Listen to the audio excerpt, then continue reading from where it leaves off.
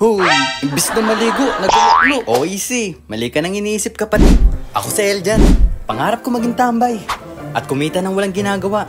Paano natin gagawin yun? Hindi ko alam. Panibagong araw, panibagong grind na naman. Uy, may nag-order sa atin na ito. Dalawa yung order niya, itong Gear 5, tsaka yung Gear 4. Eto. Nakatuwa lang kasi ngayon lang ulit may nag-order ito. Oh, di ba sabi mo babawi ka ngayon 2024? Ano na? Ba't di ka pa nagbe-video? Gumagawa kasi ako ng mga video. Nakakatawa, kahit pa paano kumikita tayo. Ubusin ko lang to. May papakita ko sa inyo. Pakita ko sa inyo yung kinikita natin dito. Eto guys, hindi to kalakihan pero masaya na ako dito. Siyempre kahit pa paano may kinikita tayo.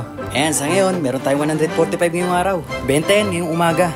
Bali ang naipon na natin ngayon, eto na siya. Nasa 2.6 na rin. Nakapag-withdraw na kasi ako nung nakaraan. Sana 5 digits na sa susunod. Ala, ang cute. Nakatuwa sila panoorin, ano?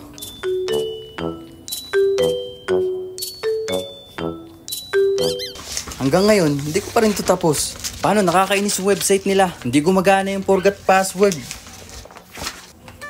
Imbis na mangaligo, magalulu. Oy, baka iba iniisip mo. Hand grip lang to. Tagal na ito sa akin, hindi ko lang nagamit ulit. Namiss ko rin mag-gym. Gawin ko daw to kahit may ginagawa eh. Mukhang pwede nga.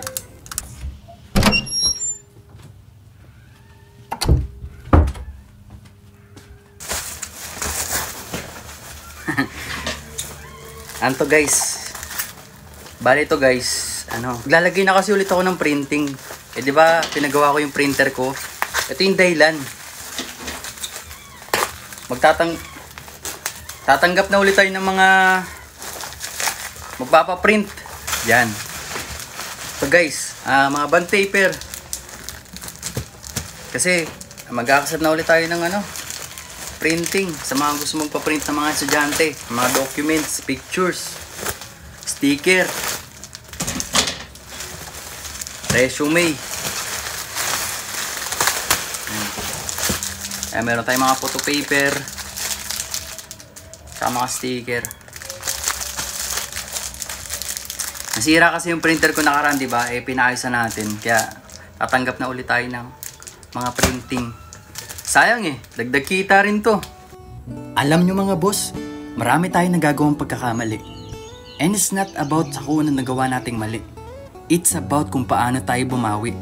Lahat tayo nagkakamali. And tapos na yun Nagawa na natin. Hindi na natin mababago yung nakaraan. Pero pwede natin ulit ito simulan.